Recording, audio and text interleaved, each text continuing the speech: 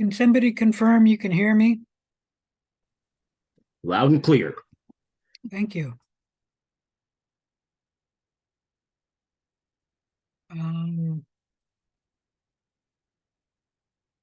Before we begin, are there any questions?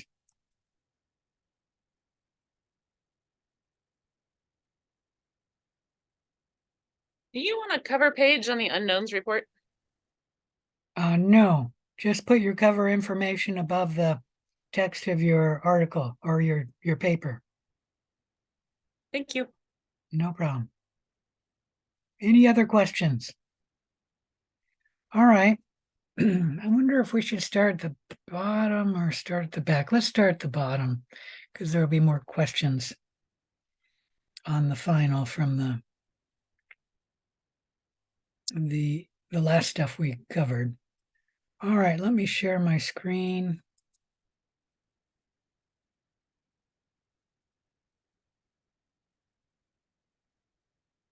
Come on, there it goes.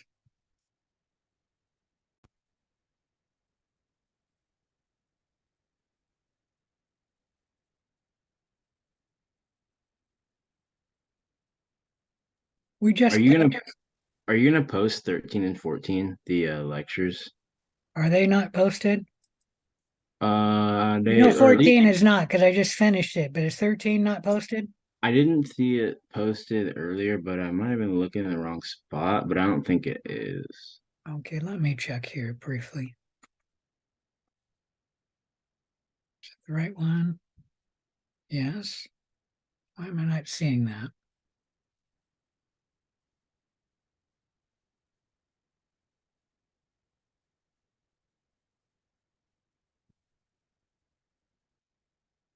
Oops, not good enough.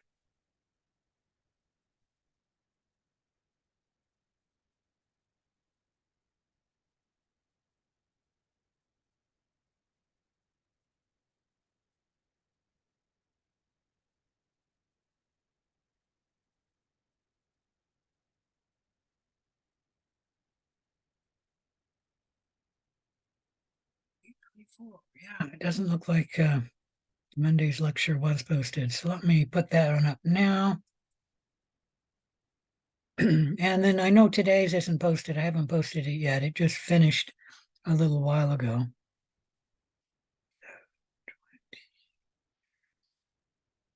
Nope.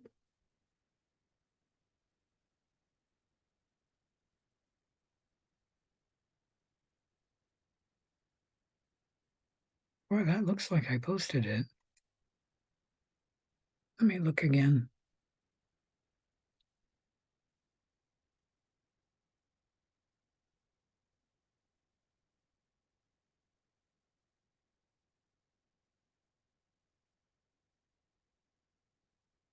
No, that's the last one. I'm putting it up there twice. That's 824. So I'll have to delete that, but I'm going to let it go for the moment. So that should be chapter 13. Isn't that right? Let's go ahead and take a look at it.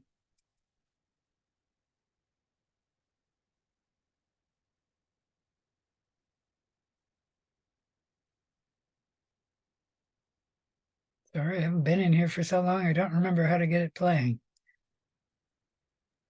I think that might be 13. I must have missed that one, but I'm pretty sure it is. Well, this is taking a long time to run, so I'm not going to want to continue this.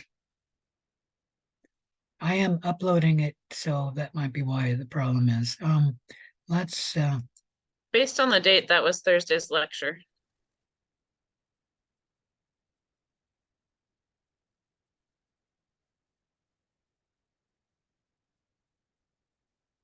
they were saying that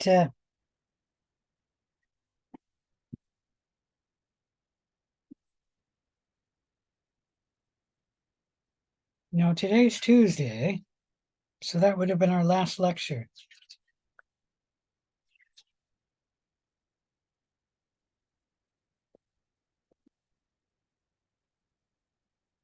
All right, hopefully that's not going to run. And I don't know if I shut this down, what'll happen, but I'm just going to shut it down. And that way my computer will run a little faster.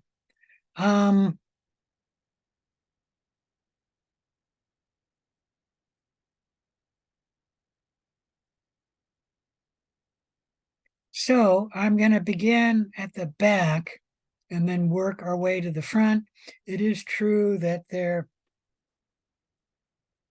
will be more questions from chapter 14 and chapter 13 than any other two chapters because you haven't been quizzed on them. The other chapters will have maybe 2 questions from them. Maybe chapter 8 will have 3. And then chapter 1 will have a few more questions than the other chapters because, well, chapter 1 is an introductory chapter, and then we talk about a lot of the topics that we talked about in chapter 1 later in the term. And so you can count on having a question about endospores. You can have on counting a question about the cell wall. You can count on having a question about Cox postulates. And all of these topics we talked about at least 3 times in the class. And we first started in chapter 1. Any question about any of that? Now here is a chapter that I'm not going to directly ask any questions on, chapter 2. But you do need to know chapter 2 to understand the question. When I ask another question, I'll assume you know chapter 2. But I will not directly ask a question on chapter 2. You also have to study the lab. There will be questions from the lab. Whoops, went too far.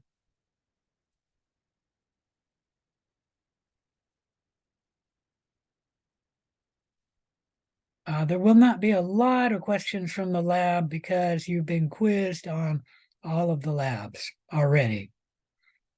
But there will be questions from the lab. There also will be questions from your unknown project. Many of these questions will be on the final A, so they will not be timed, meaning I expect that they will take you longer to answer. Like I'll give you the information about a microorganism, giving the different tests, and then ask you to identify the species. And of course, I'll give you a table so you can identify the species. Any question about any of that? All right, if not, let's begin with chapter 14, which is the chapter we just discussed. You should know the terms, of course. And like I mentioned, the terms of this chapter, if you do learn the terms of this chapter, you'll know 50% of the material of this chapter. This chapter is very big on terms.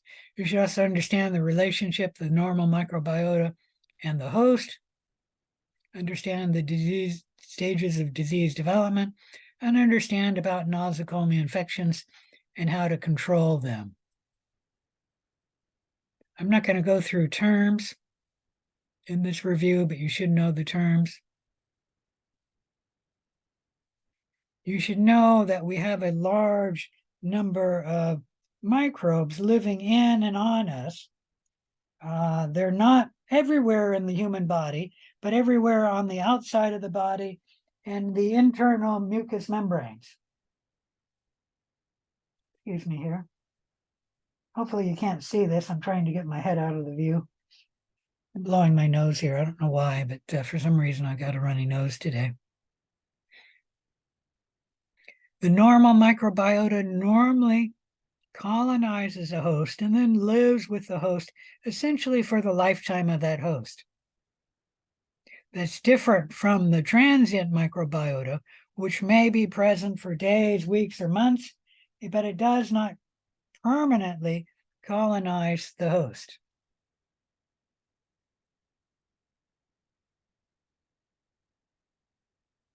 And you should know there are more microbes in and on you than you have human body cells.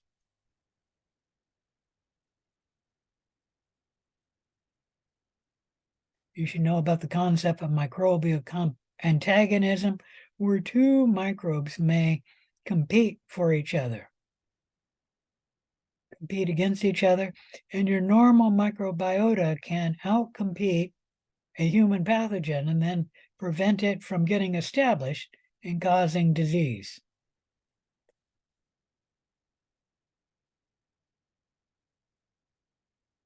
You should know about symbiosis. You should know that some of the normal microbiota can cause disease under certain circumstances. These we call opportunistic microorganisms, microbes that do not normally cause disease, but they can in certain circumstances, like with an immunocompromised host, or whenever the normal microbiota is growing in a place where it should not be growing, like E. coli is in every human and it's part of our digestive tract. And if it's growing someplace where it shouldn't, like the ears or the lungs, it is an opportunistic infection, an opportunistic microorganism. Any question about any of that? All right, you should know about Koch's postulates, the steps we use to show that a given microbe causes a given disease. And Robert Koch used these postulates for showing that Bacillus anthracis causes the disease anthrax. And that was the very first time anyone had ever shown that a microbe causes disease. Now, know that there are exceptions to Koch's postulates. The main exceptions are when we cannot get a microbe to grow in vitro, like Bartonella henselae that causes cat scratch fever, and then Treponema pallidum, the microorganism that causes syphilis. We've never been able to get these to grow in tissue culture, but we know that they cause the diseases we think they cause because of large epidemiological studies. And then the other exception is, what do you do when you have a human-only disease, which causes such a bad disease, no one would want to inject it into a patient. And an example of that would be HIV. How do we know that it causes disease? And once again, we rely on very large epidemiological studies to show that HIV does cause the disease AIDS.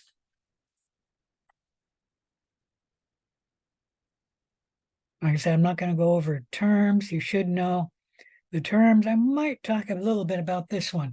You should know the difference between a communicable disease and a contagious disease.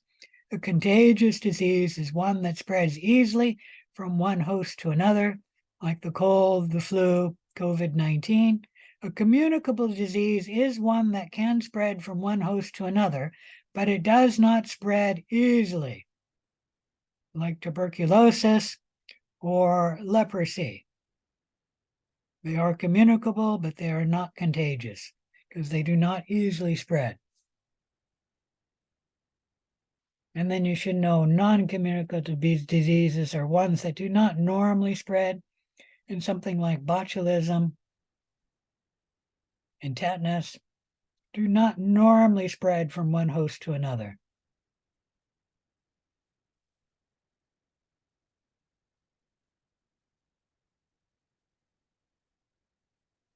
Like I said, you should know the terms in this chapter. I'm not going to go over that, but you should know the terms of a disease.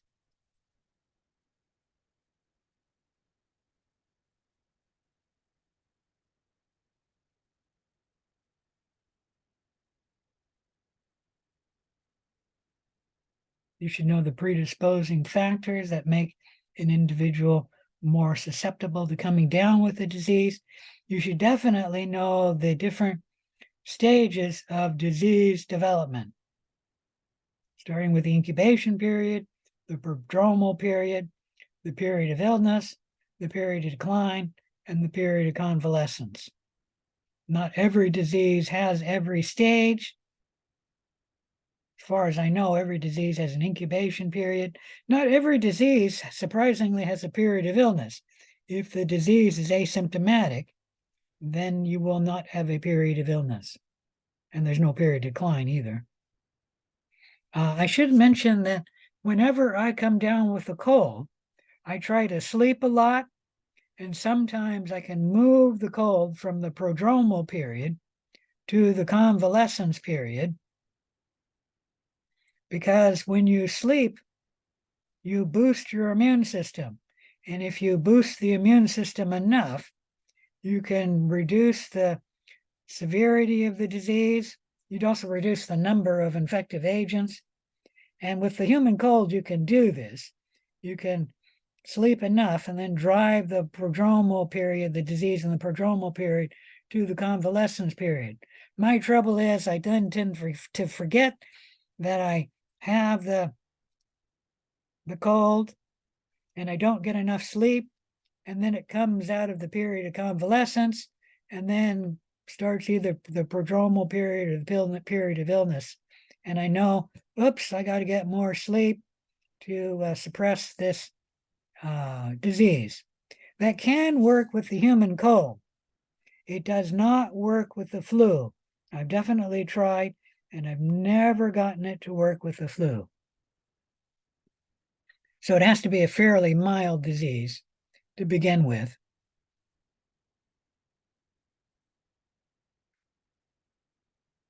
All right, any question about the stages of disease? You should know when the prodromal period begins. That's when the patient first has signs or symptoms. And when the signs or symptoms are no longer mild, it's no longer the prodromal period, it's the period of illness. When the patient starts getting better, that's the period of decline. And you're in the period of decline as long as you have signs or symptoms of disease. You then enter the period of convalescence, and you don't know when the period of convalescence ends because you have no signs or symptoms of disease in the period of convalescence. Any question about any of that? All right, you should know about the reservoirs of infection and how a disease spreads, the transmission of disease.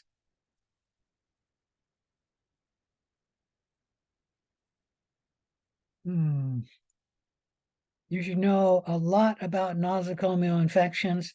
Like I said, this is a major topic you're learning in microbiology. Nosocomial infections are sometimes called hospital-acquired infections. Between 5 and 15% of hospital patients acquire a nosocomial infection. This is an infection the patient did not have until they checked themselves into a hospital-like setting, like a nursing home or a doctor's office. It's a major cause of disease in the United States. 2 million people per year come down with a nosocomial infection, and up to 20,000 deaths, the 8th leading cause of death in the United States. Now, these numbers are a little old, and actually our textbook for the edition made for Clark College has never been updated. And so I don't know if these numbers have changed.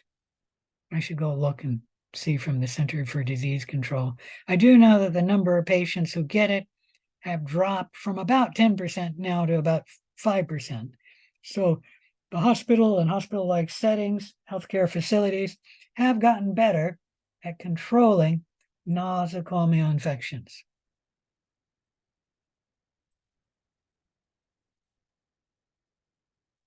Why people get a nosocomial infection,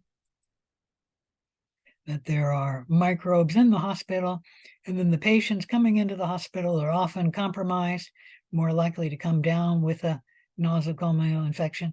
And then there's a chain of transmission where the disease organism is brought to the patient.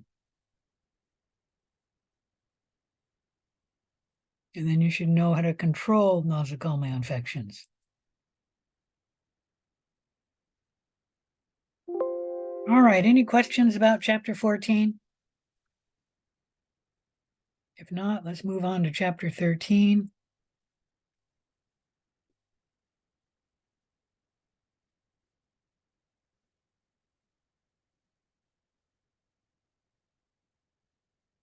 Viruses, viroids, and prions. You should obviously know what viruses are, viroids, and prions. Know the terms. Understand the characteristics of viruses, their structure, their classification of viruses. Understand how viruses multiply, and they do follow different life cycles. The bacteriophages, the bacterial viruses, follow either the lytic life cycle or the lysogenic life cycle. Animal viruses follow the lytic life cycle, the budding life cycle, the latent life cycle, and the persistent infection life cycle. You can count on being asked a question about the lytic life cycle and the budding life cycle and the lysogenic life cycle. I don't remember if there's a question about the latent life cycle. Probably there is. I don't think there is a question about the persistent infection life cycle. And then lastly, understand what prions are and what viroids are. So viruses replicate by infecting their host cell and then hijacking it, taking the cell over, and then causing that cell to replicate the virus. Viruses display very little, if any, metabolic activity outside of their host cell. Viruses are inert when they're not in their host cell. They require a living host cell to multiply, so we can call them an obligate intracellular parasite.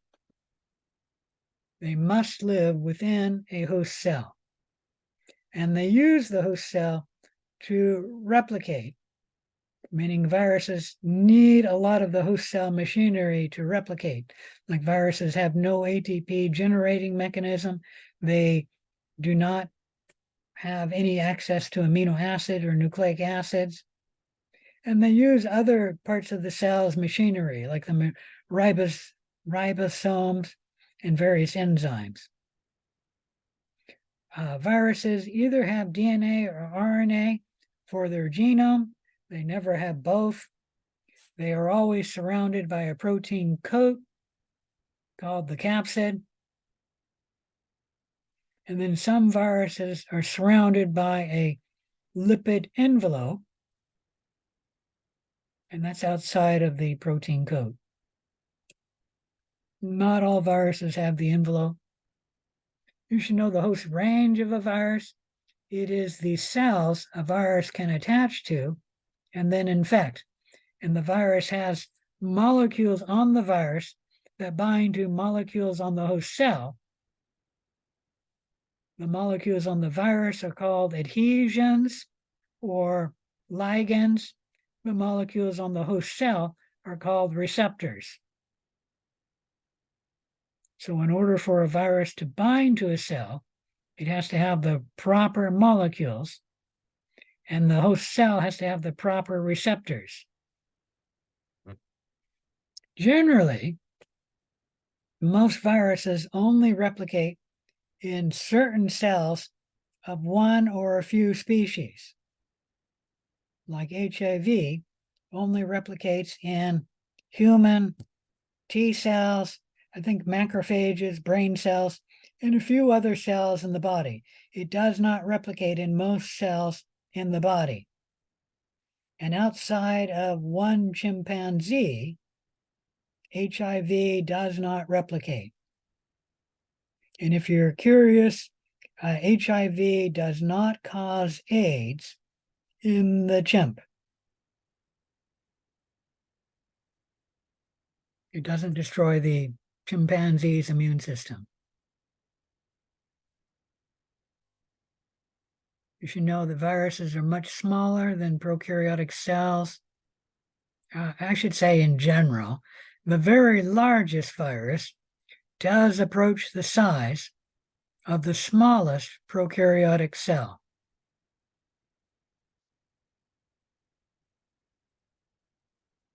You should know the viruses have different genomes. They can be DNA or RNA. The DNA can be double-strand DNA or single-strand DNA. The genome can be double-strand RNA, and this is unheard of in our cells. And then the genome can also be single-strand RNA. If you're talking about single-strand RNA, you must specify whether it is positive single-strand or negative single-strand. The positive single-strand of RNA can be read by a ribosome. The negative strand of RNA is the complement, and it cannot be read by the ribosome.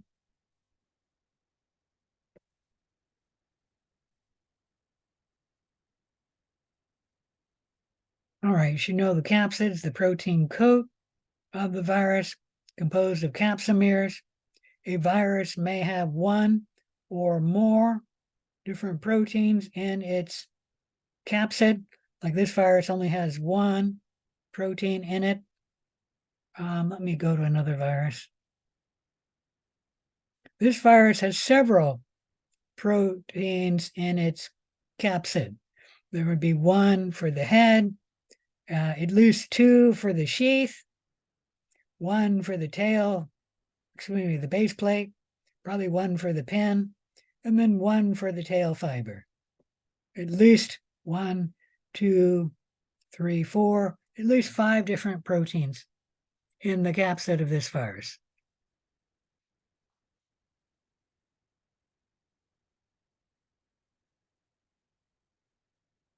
Viruses may have an envelope. It is a lipid bilayer. It's only found in some viruses. Not all viruses have an envelope.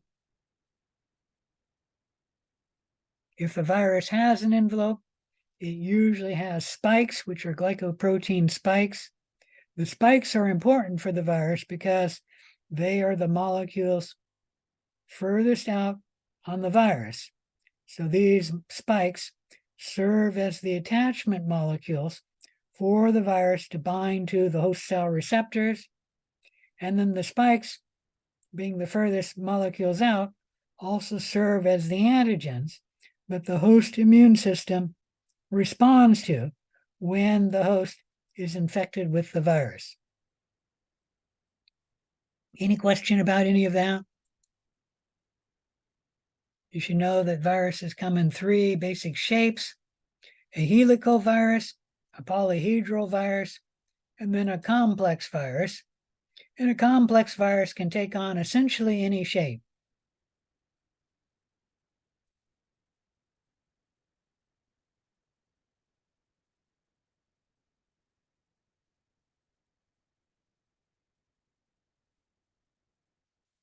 Mention that, and that is some viruses can mutate fairly rapidly, like the flu virus. When you get the flu vaccine, it will only last at most about 3 years because the flu changes over time, and within 3 years, the immunity will drop to so low levels that they say you must get another flu shot if you want to be protected by the vaccine. Now, fortunately, not all viruses mutate that rapidly. For example, the polio vaccine was made in the 1950s, and it is still being used today to vaccinate people against polio. So that vaccine, how long is that? That's been over about 70 years ago. So obviously the polio virus does not change very rapidly, and it's a good thing because then the vaccine will last. Many of the vaccines that we have today were developed in the 1950s or the 1960s. And it's a good thing the viruses don't change, because if they all did like the flu virus, we would routinely have to go in and get vaccinated. COVID-19 is another virus that tends to mutate more rapidly than other disease-causing organisms. So you should know about viral taxonomy.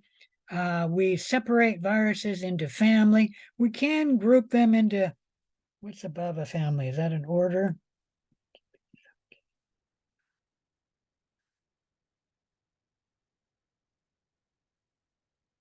Yes, order is above family.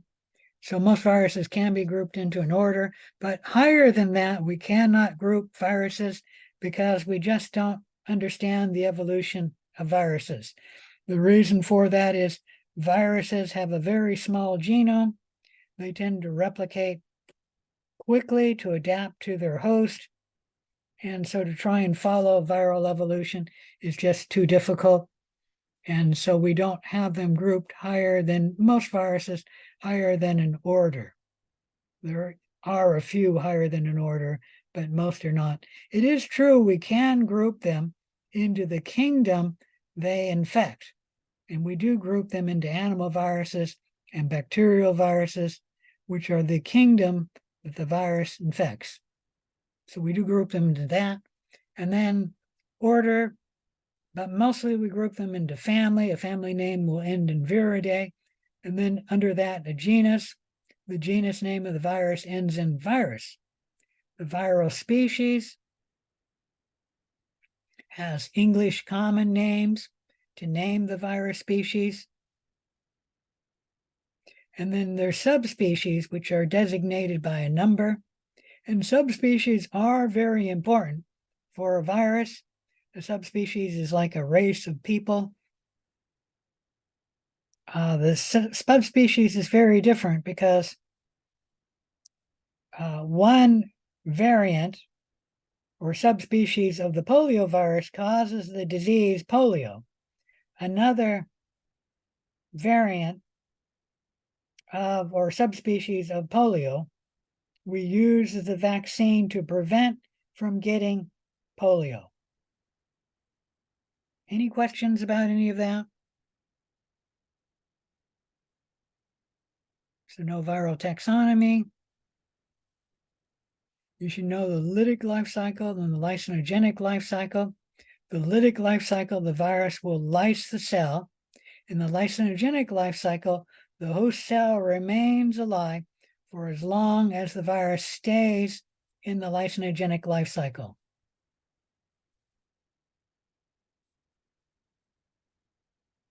The lytic life cycle follows attachment of the virus, penetration, where the virus enters the cell, biosynthesis, where the virus replicates itself, maturation, where the virus assembles itself, and then release, where the virus secretes the enzyme lysozyme, which breaks the cell wall, and that will break the cell, burst the cell, and that will release the newly replicated virions.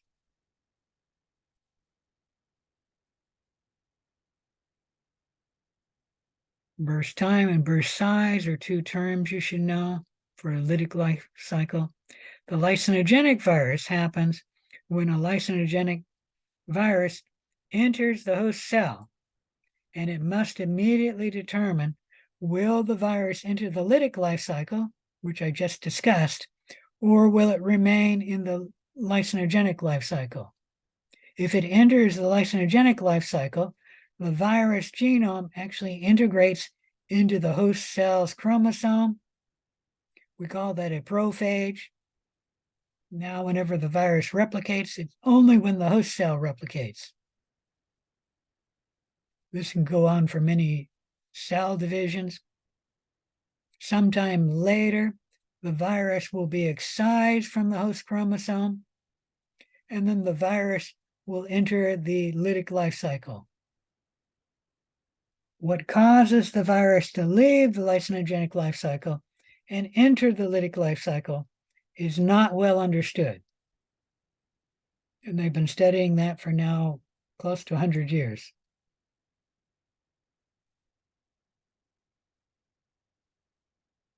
There are some consequences of a cell having a lysogenic virus in it. First, that cell cannot be infected by that same virus. It's immune to other infections.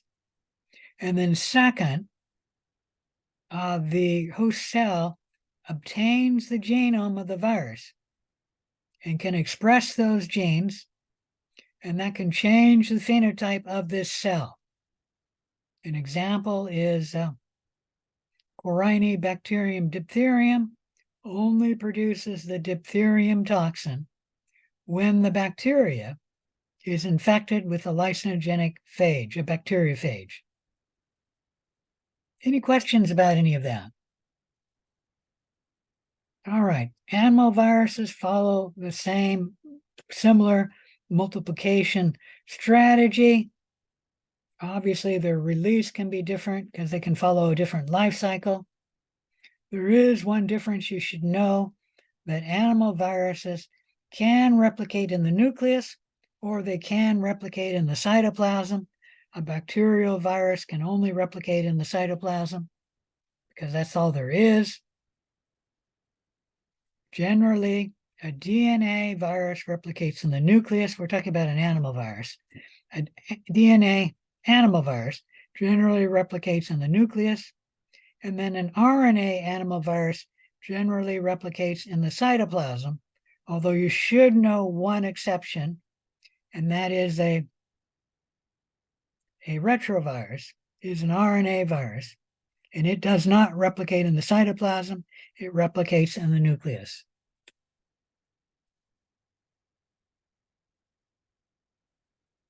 Viruses can get into the cell by either endocytosis or by fusion of the viral envelope with the cell membrane.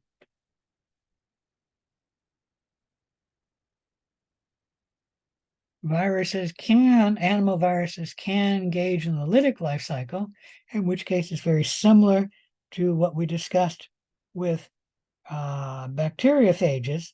The difference is the cell is an animal cell instead of a bacteria cell, but it still follows the lytic life cycle. And then the virus can also replicate by the budding life cycle, where the virus replicates generally at low numbers, and the virus itself does not usually kill the cell. The virus replicates by making the viral capsid, and then the viral capsid buds out of a membrane of the cell. That membrane can be the cell membrane, the nuclear membrane, or the membrane of the endoplasmic reticulum, depending on the species of virus.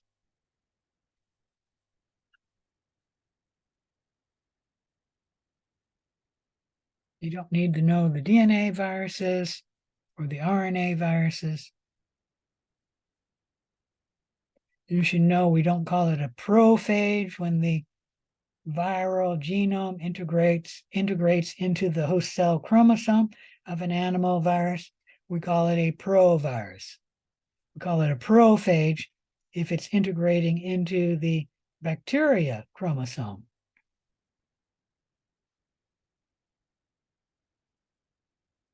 If the animal virus integrates into the host cell chromosome, it will permanently become a fixture of the DNA in that cell. It never will be excised. Any question about any of that? Does that mean our DNA has viral DNA in it? Anyone know the answer to that? Does our DNA have viral DNA in it?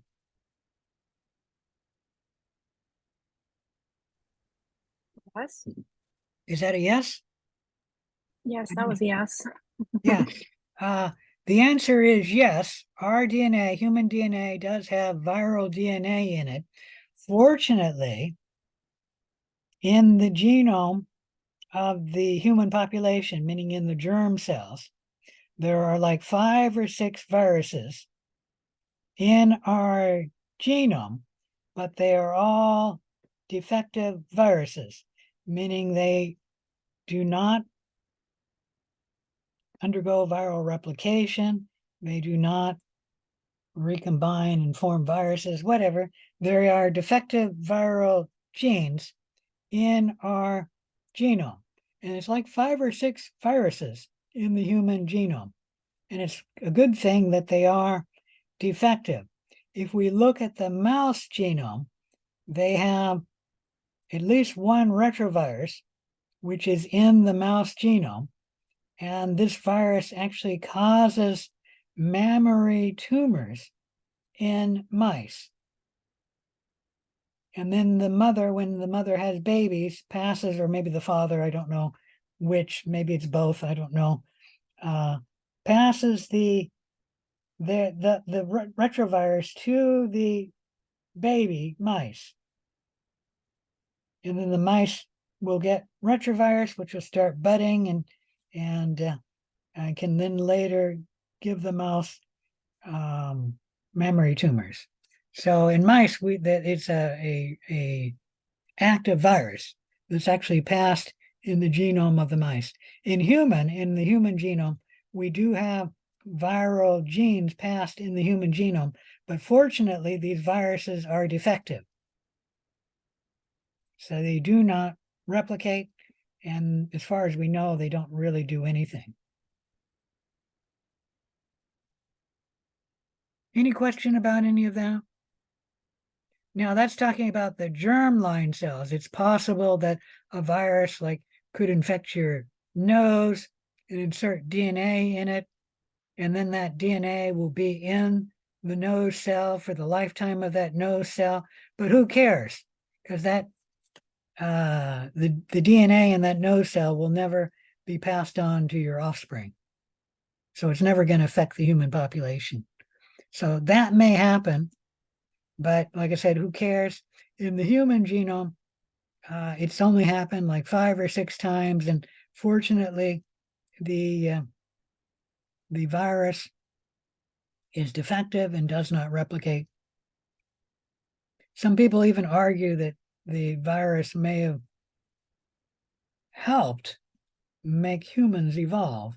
And I don't know, that's an argument that people talk about. And we're not going to get into that. All right, we already talked about that.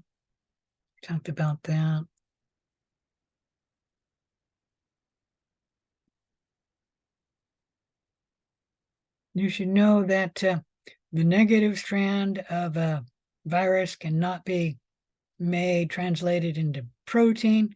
The ribosome cannot read it. What the virus will do, if it's a negative strand genome virus, it'll make the positive strand and then use the positive strand to replicate the negative strand, the genomic strand. And then the positive strand will also serve as messenger RNA and be read by the ribosome to make the viral proteins.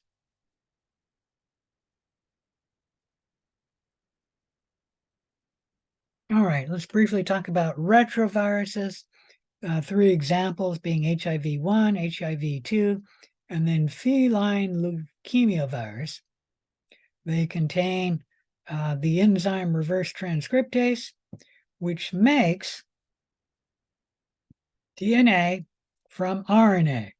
So it takes the RNA genome of the virus and makes DNA copy of it. The DNA then integrates into our host cell. Maybe it's shown here. And then that will be a permanent copy of the genome of that host cell. And the viral DNA can be transcribed into viral messenger RNA. That'll be positive strand, and that can be translated into capsid proteins, which can get together with the viral RNA that's been transcribed to make the new progeny virions. And in retroviruses, they all bud out of the a cell. For HIV-1 and HIV-2, they bud out of the cell membrane. You don't need to know that, but just telling you. All right, any question about retroviruses? You should know a little bit about COVID-19. It is a coronavirus. This is a family of viruses that was long known before COVID-19 ever appeared. It was mostly known because coronaviruses are the second most common cause of the human cold. Coronaviruses also cause SARS, MERS, and then COVID-19. All of these three are similar, causing severe acute respiratory syndrome,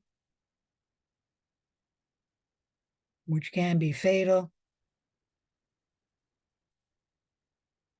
COVID-19 is the least fatal, so the least severe of all of them. You should know that COVID-19 is likely a combination of 3 other viruses, 2 bat coronaviruses and 1 pangolin coronaviruses, or coronavirus recombined to make COVID-19. And then COVID-19 got in the human population and began spreading, causing symptoms similar to the flu, but more severe than the flu.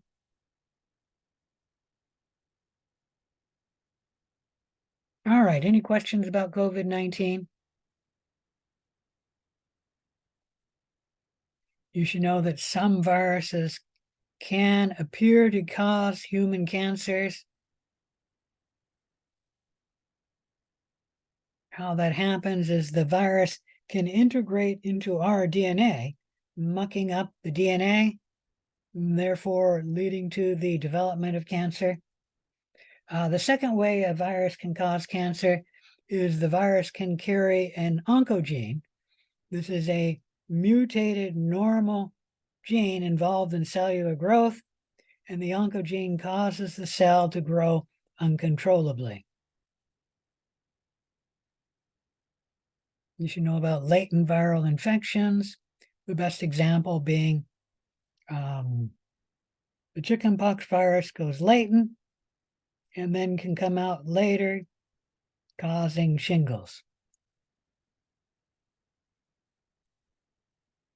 You should know that most viruses follow the acute infection, where the virus hits, like the common cold, very rapidly. You become sick. You get a very large number of viruses made, and then the virus quickly goes away.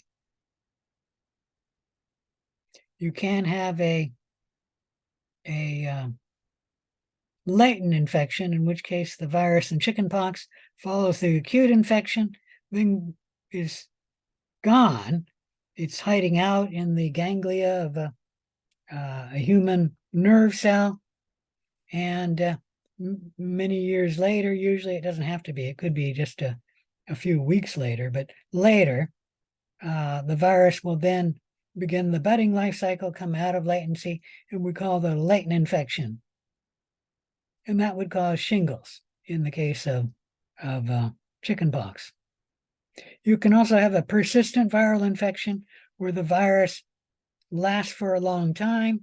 Generally, the virus starts at a low number with mild signs and symptoms, and the disease just gets worse with time, getting an increase in the number of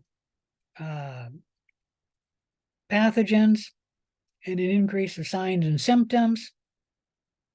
Some latent infections are tolerated, where it'll plateau and not get any worse. Some latent infections can kill the host, in which case the virus will bloom. and the number of viruses will increase dramatically, and then the host dies, and so that's why the curve is broken. Any question about persistent infection? All right, if not, any question about viruses? You should know that prions are a proteinaceous infectious unit that causes disease. A protein that causes disease. Any question about any of that?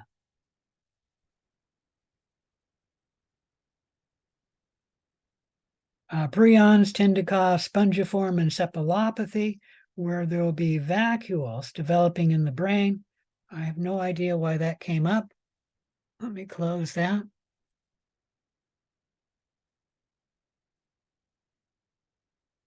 Spongiform encephalopathy is not the commonly used term. We usually call that bovine spongiform encephalopathy, or more commonly, mad cow disease. Scabies in sheep is another case of a prion disease. Cervid chronic wasting disease and cervids. And then in humans, we call it Creutzfeldt-Jakob disease, Gerstmann-Straussler, Schenker syndrome, fatal familial insomnia, and Kuru. All of them are prion disease caused by a prion. Showing you the encephalopathy of the brain, a normal brain, and then the appearance of the brain changing into a sponge, why it's called spongiform encephalopathy. Prions reproduce by a prion protein coming up to the normal protein. Both of these proteins are the same amino acid sequence, but the two different proteins have a different folding pattern. And the prion protein changes the normal protein to fold in the prion form. And that's how the protein replicates. Any question about any of that? The abnormal prion protein accumulates in the brain cells. What happens is the brain cell and maybe other nerve cells recognize they don't have enough of the normal protein. The cell needs that normal protein, so the cell makes more of it. And then the normal protein comes up to the prion protein, making more prion protein. The prion protein accumulates in the brain cells, forming plaque, and that will eventually kill the cell. All right, any question about prions? If not, let's briefly talk about plant viruses and viroids. Plant viruses infect plant cells, like animal viruses infect animal cells. They cause diseases of economic importance. And usually some insect, nematode, or fungus is spreading the virus, but the virus can also spread in the pollen or seeds of an infected plant. Any question about plant viruses? And then you should know that viroids are a naked RNA molecule that causes disease in plants. So a viroid is like an RNA virus minus the protein coat of the virus. And when the RNA gets inside the plant cell, the RNA can replicate, cause disease in the plant, and well, it replicates and then can spread. Any question about viroids? You should know that viroids only infect plant cells. There are no known animal viroids. All right, any question about viruses, viroids, and virus? prions? If not, let's go to chapter 8.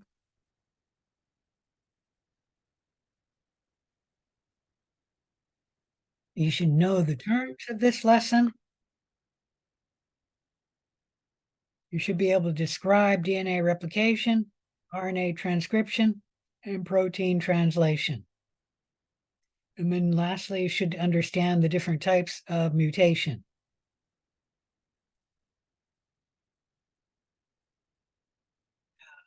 Talking about the regulation of a bacterial gene, we use an operon. An operon is like a super gene. It covers the structural gene of interest, and then all the other regulatory elements that control the expression of that structural gene. Now, in a prokaryotic cell, an operon may include more than one structural gene.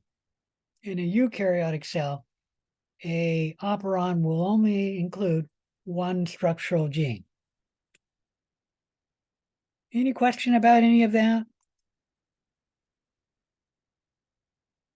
I'm not going to go through the terms. I suppose you should know the central dogma theory or law in biology that information flows to DNA, to RNA, to protein. And that law is broken, at least in one case. Can anyone name the case where the central dogma does not apply? HIV? Yeah, retroviruses, where the virus has the information in RNA, that information is copied to DNA. All right, you should know the flow of genetic information.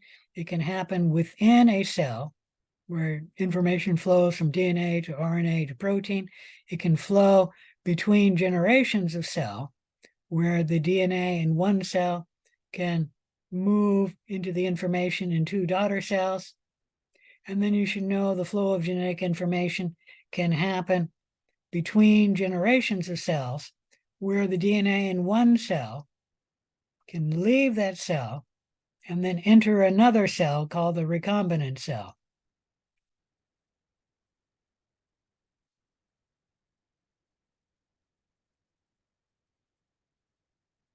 Like I said, you should know DNA replication, transcription, and translation. I'm not going to go over it now.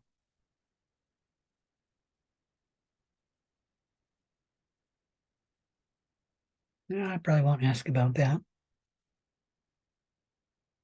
I already talked about operons. The purpose of the operon is to control the expression of a gene, like the lac operon is normally shut off.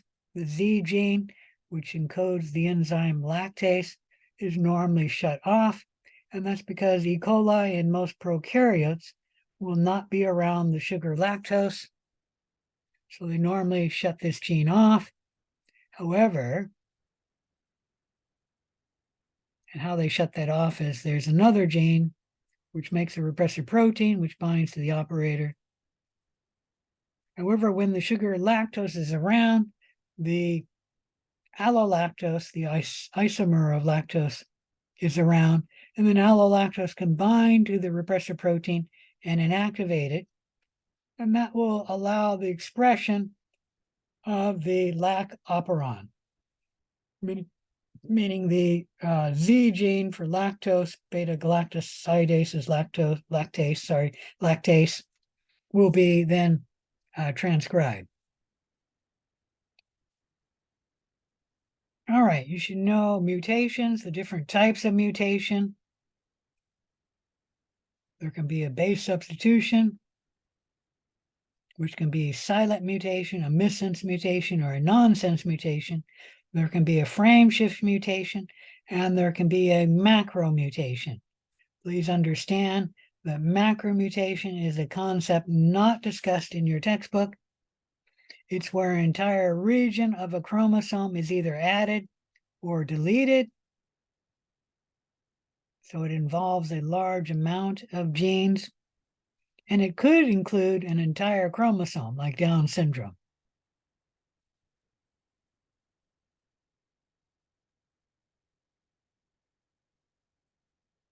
You should know the causes of mutation.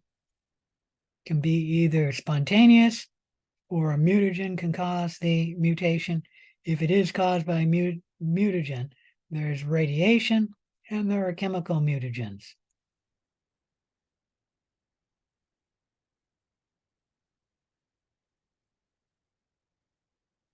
All right, you should know about recombination.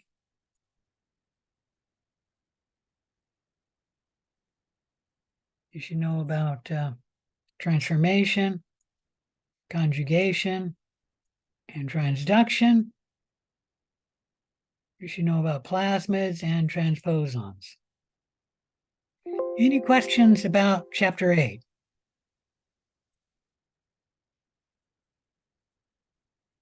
If not, let's go on to chapter 6.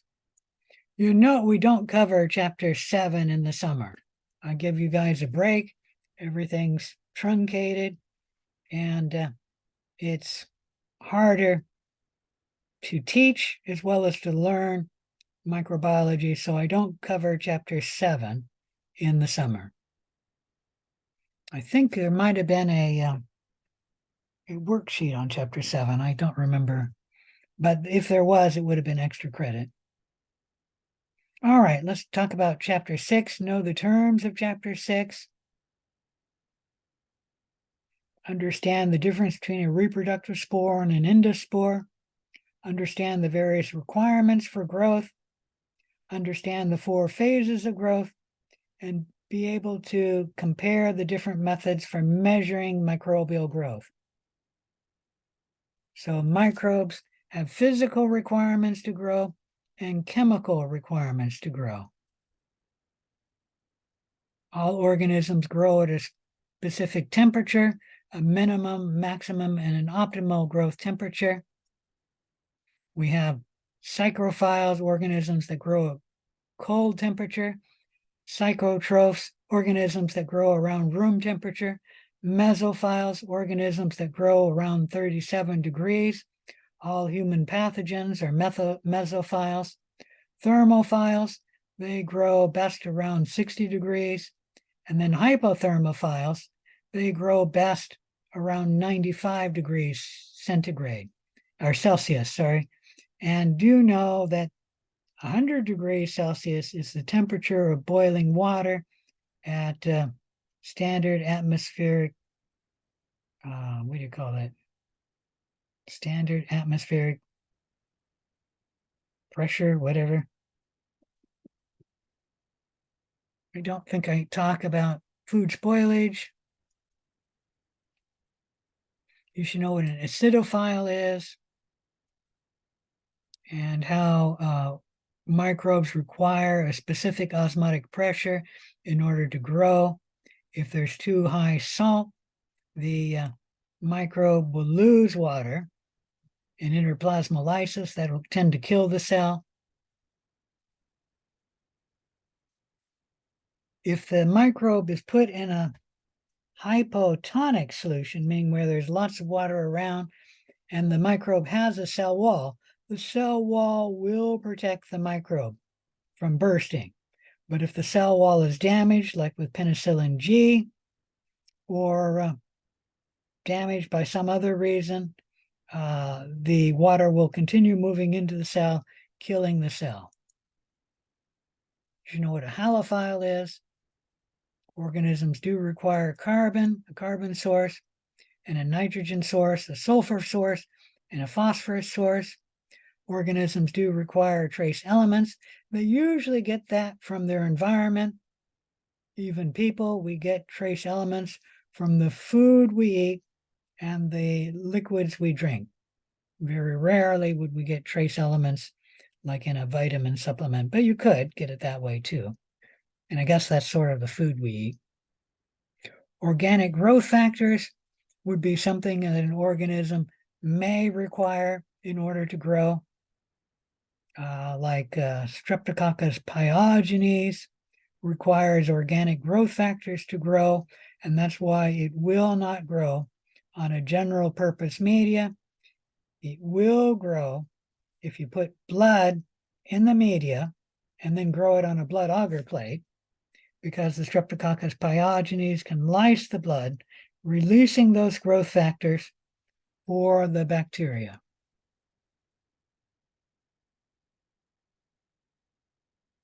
Some examples of organic growth factors for us include certain vitamins, like vitamin C.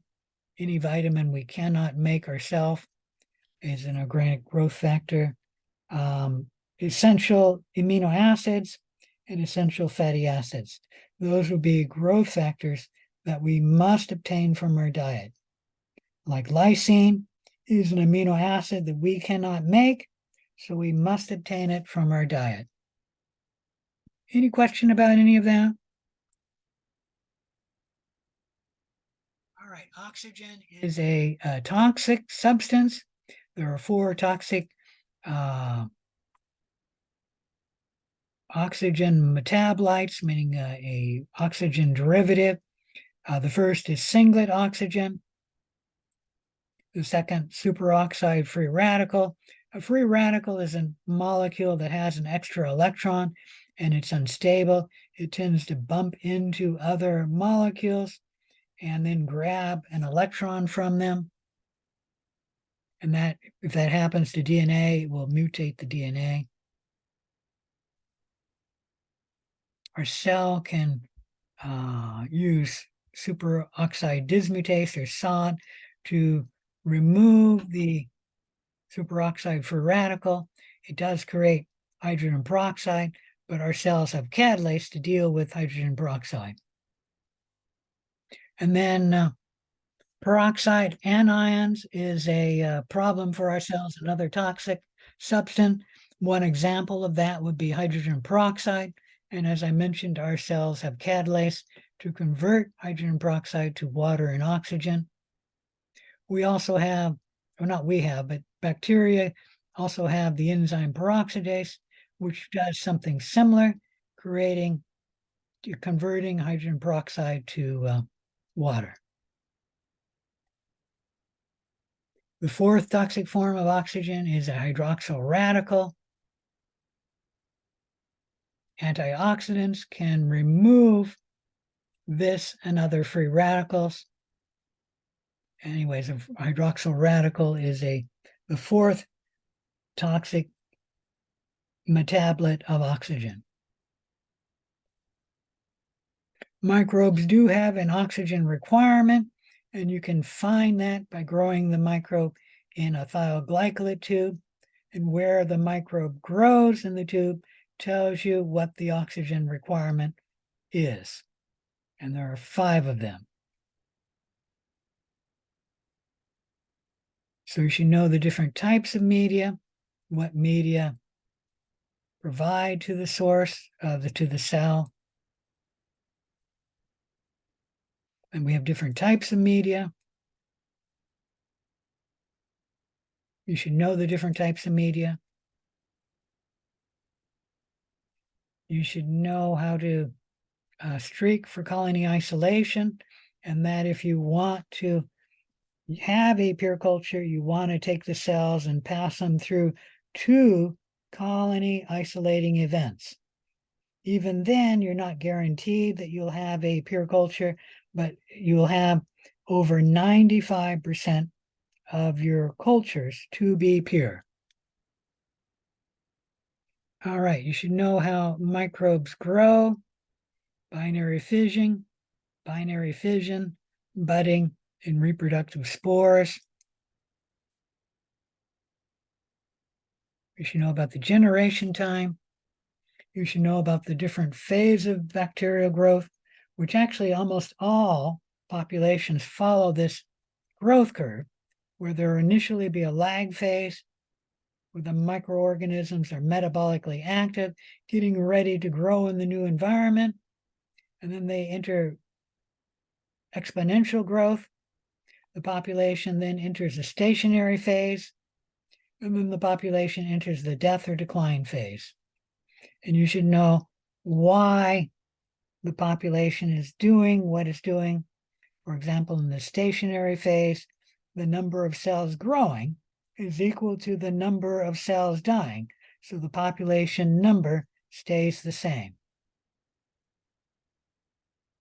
You should know the different ways we have for measuring the growth of microbial populations. There are direct methods and indirect methods. And you should know the plate counts, the filtration, and the direct microscopic count. You do not need to know the most probable number. You should know the indirect methods, turbidity, metabolic activity, and dry weight. Any questions for any of this?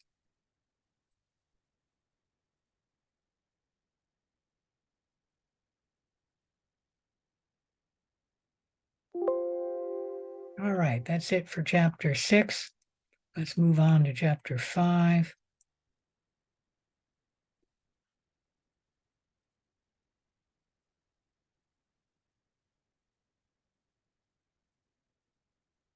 You should know the terms of microbial metabolism. What's catabolism, anabolism?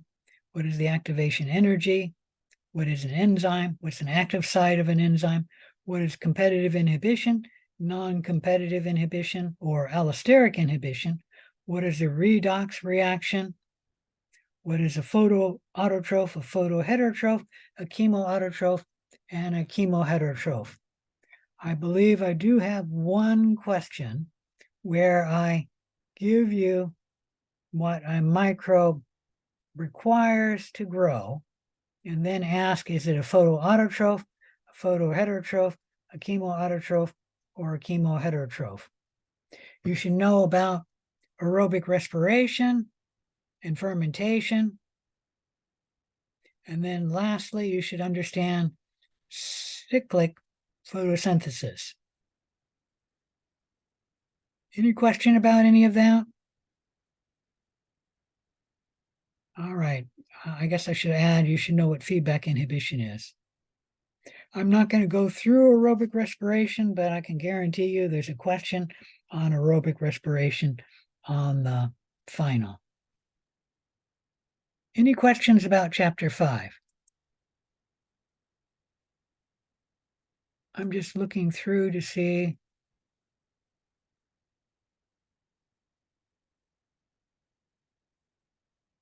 All right, you should know the different models we have for describing how an enzyme works. There's the lock and the key model shown here, and then there's the hand and the glove model shown here. And in a sense, this is really a shapeshifter's hand going into the glove model, where the shapeshifter's hand molds to change to fit the glove, and then the glove molds to change to fit the shapeshifter's hand.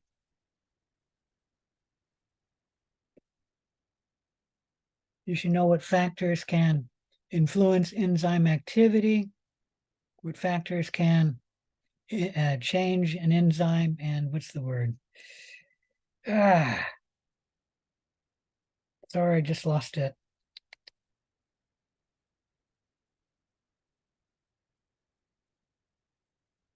Inactivate the enzyme,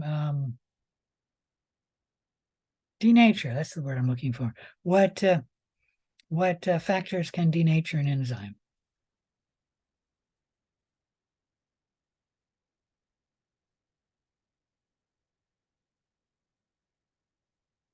I think the rest of this is aerobic respiration. I've already told you there will be a question on aerobic respiration.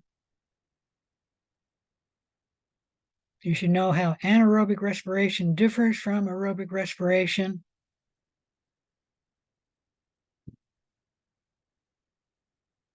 You should know how fermentation differs from respiration. And that fermentation includes glycolysis and then 1 or 2 fermentation steps.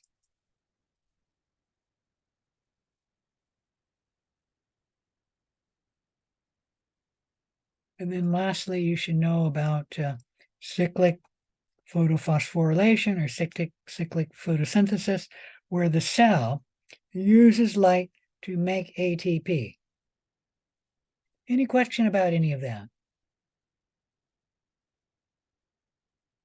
All right, let's move on to chapter 4.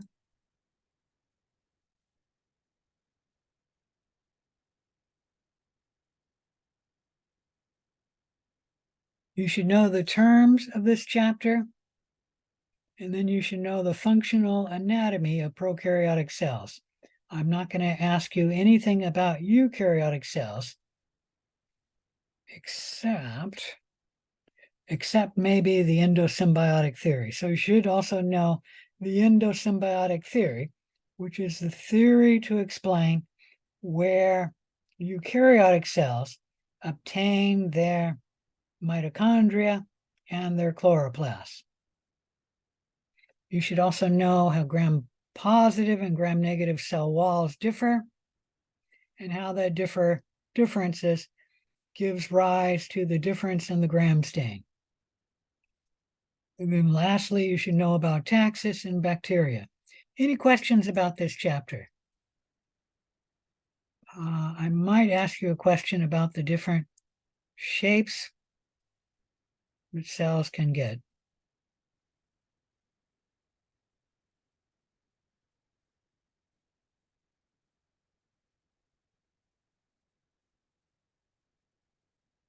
You should definitely know about the cell wall and peptidoglycan.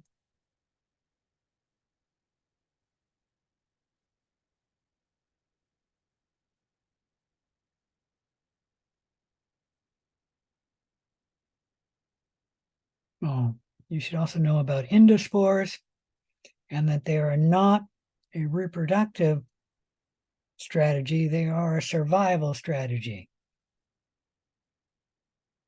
All right, that's it for eukaryotes. And I've already mentioned you should know about the endosymbiotic theory. Any questions about this chapter?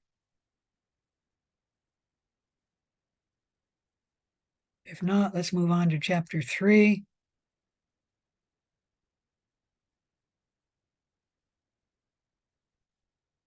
So you should know the terms of this chapter, understand the size of organisms and the properties of microscopes. You should know the different parts of the microscope and be able to describe how they work or what they do. So I should name the part. If I say this is a microscope, what part is this? You should know the major difference between a light microscope and an electron microscope. And then you should understand why staining improves resolution. Essentially, staining, all it does is increase the contrast between the cell and the background. There are 3 types of stains. You should know them: a simple stain, a differential stain, and a special stain. You should know that the gram stain is a differential stain, and you should know the steps of the gram stain. Any question about any of that? All right, if not, I think that's it for this chapter. I don't think there's anything I'm going to look through. Definitely not the gram stain. I already told you should know the gram stain. Let me just briefly look through here. I suppose we could call the capsule stain a negative stain, and hopefully I will use both words. But if I don't, you should know a negative stain is usually used to stain for the capsule.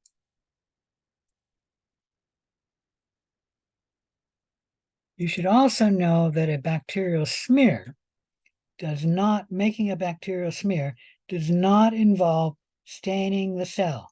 We usually make a bacterial smear and then use that smear to stain the cells, so that when we stain a cell, you have to have a bacterial smear to stain. But making the bacterial smear itself does not involve any staining. A number of students got that wrong on, was it a lab? It was some question. I think it was a lab question.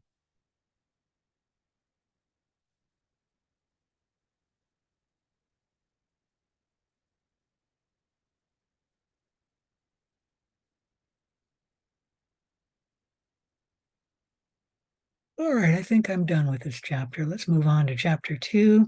Chapter 2 is one that I don't think you need to study. I don't believe there are any questions from chapter 2. Now I can take a look at that quickly to make sure that's the case. Stop sharing my screen. Let me go into the final, just to make sure there aren't any questions. I don't think there are any questions from chapter 2.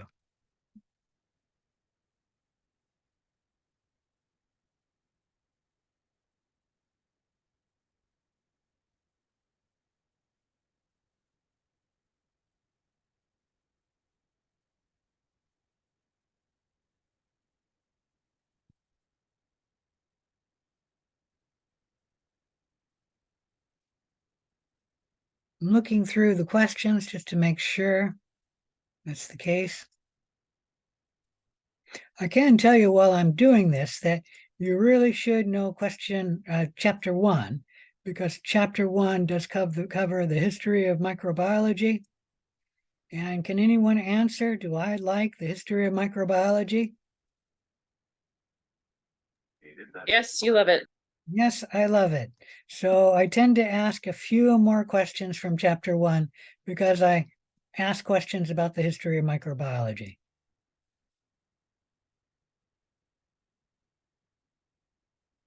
And I already told you there will be more questions from chapter 1 than all of the other chapters that we've already been quizzed on. But the majority of the questions will come from, or I shouldn't say the majority, the plurality of the questions will come from the material that we have not been quizzed on. And that would be chapter 13 and 14. I'm only about halfway through this question here, but I haven't found any questions from chapter 2.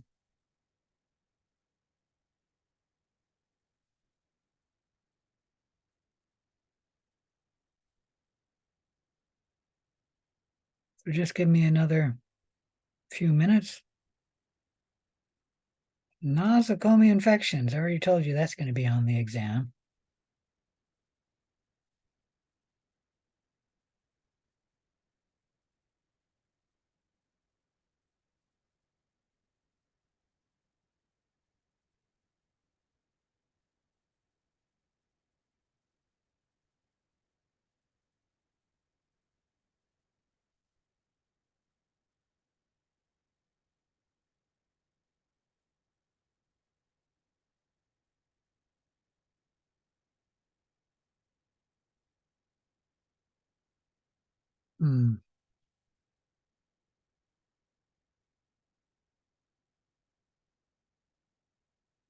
There's a question on Cox postulates. I already told you that would be on the exam.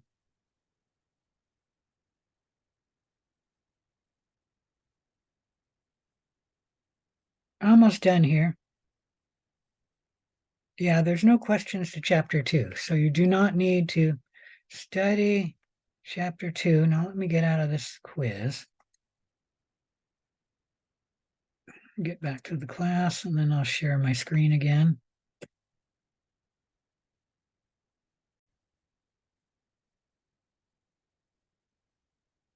Well, let's go to chapter 1.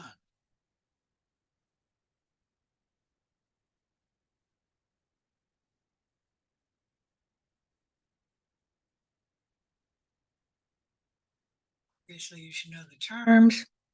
But you know what a germ is, a pathogenic organism, a parasitic organism, what the microbiota is, infectious disease, emerging infectious disease, what is pasteurization, and look at that, Cox postulates. I told you we had it in chapter 1.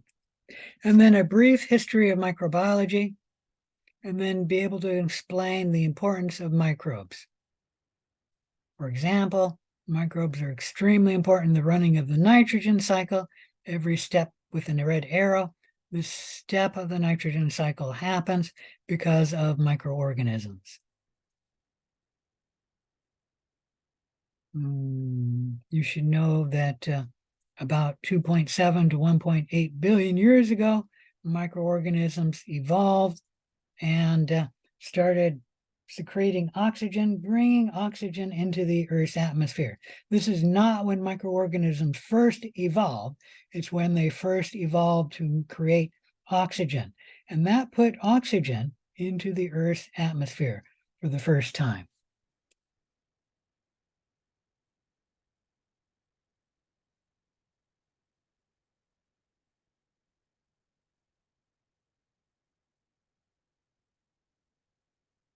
So you should know that Carolus Linnaeus, also called Carl Linné or Carl Linnaeus, and a few other names, he Latinized his name to Carolus Linnaeus, and I think your textbook calls him Carl Linnaeus, but I think it was initially his name was Carl Linné.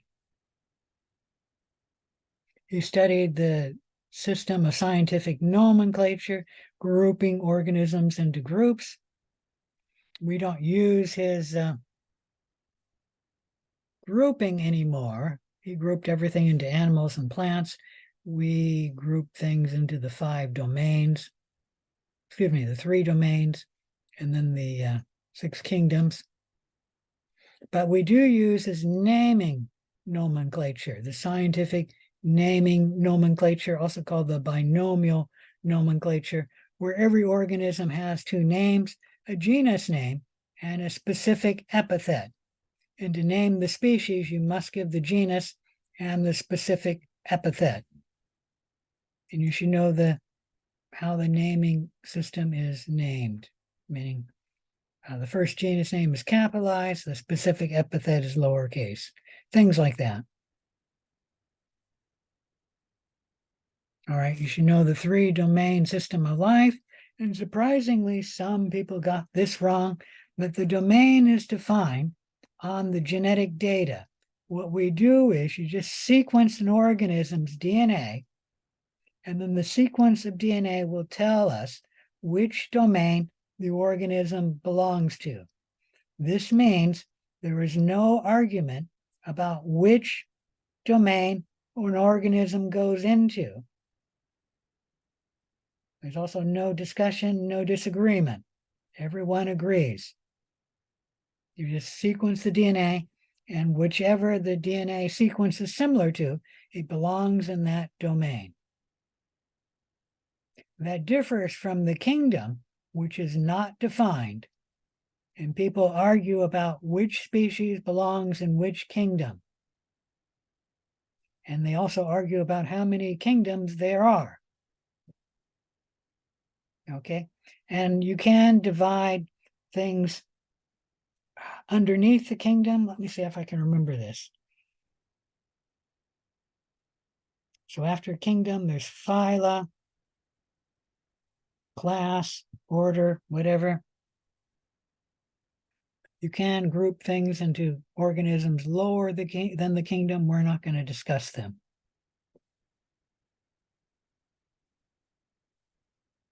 You should know that the 3 domain system has cells of 2 different cell types. That's the term used by your textbook author. The bacteria and the archaea have cell types prokaryotes. The domain eukarya has cell type eukaryotes. This cell type, some authors call a super kingdom.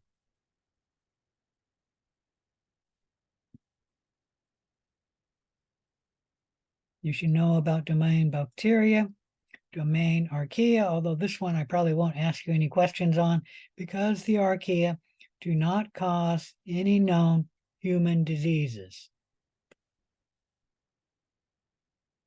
And then you should know about domain eukarya, of which for human diseases, we do have some fungi that cause human diseases and some protista that cause human diseases, and then some animals, the worms, that cause human diseases. All 4 eukaryotic kingdoms lack peptidoglycan in their cell wall.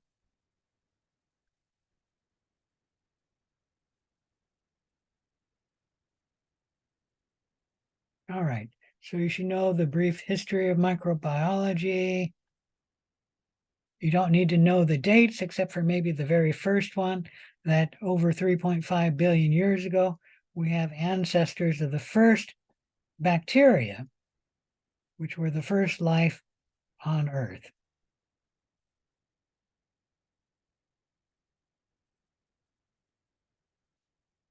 You should know that in microbiology, originally, there were debates about how life originated, two competing hypotheses that microbes or all life could spontaneously generate.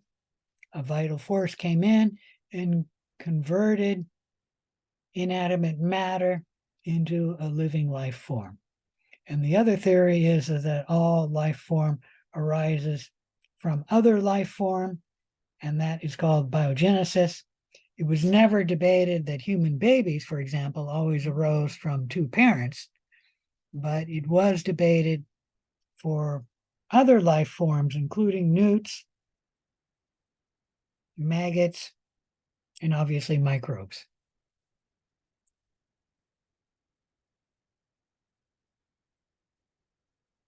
The first person to give evidence against the theory of spontaneous generation of life came from Francesco Redi, and you should know this guy because he's the first person who actually wrote up a controlled scientific experiment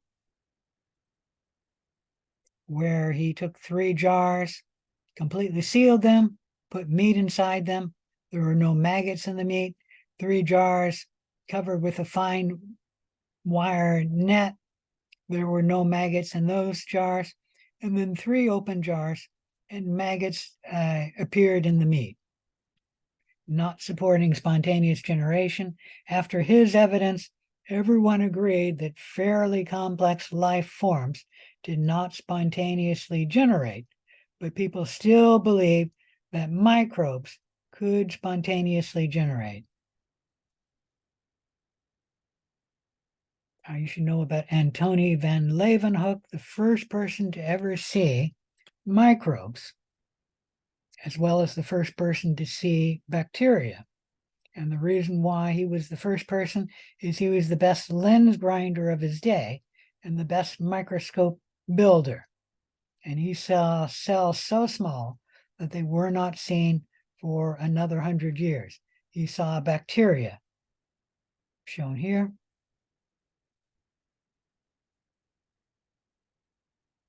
And it was Louis Pasteur who disproved spontaneous generation. You should know that. In his swan neck experiment, he put media into a vase with a long neck, melted or heated the neck of the glass, shaping it in a swan, boiled the media inside, and then left this open to the outside, and no microbes grew in the flask, disproving the theory of spontaneous generation. You should know the different steps that came after Louis Pasteur's work, which eventually gave rise to the germ theory of disease, that microbes might cause disease. That germ theory of disease was actually proven by Dr. Koch, who showed that the bacterium Bacillus anthracis causes the disease anthrax. And he proved this using Koch's postulates.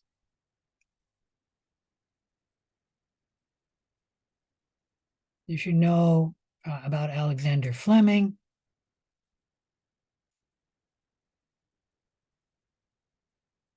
And that's about it. All right. Any questions about chapter 1? All right. That's it for my review. If there's no questions, I'm done. And I will post both videos today and make them available to you and the other students. Any questions before I go? All right. I'm sorry? Can you repeat your question?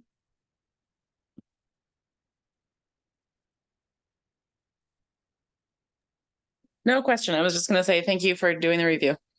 All right. Thank you. I'll say goodbye. Good luck. I've really enjoyed teaching you. Thank you very much. You're Thank welcome. You're welcome.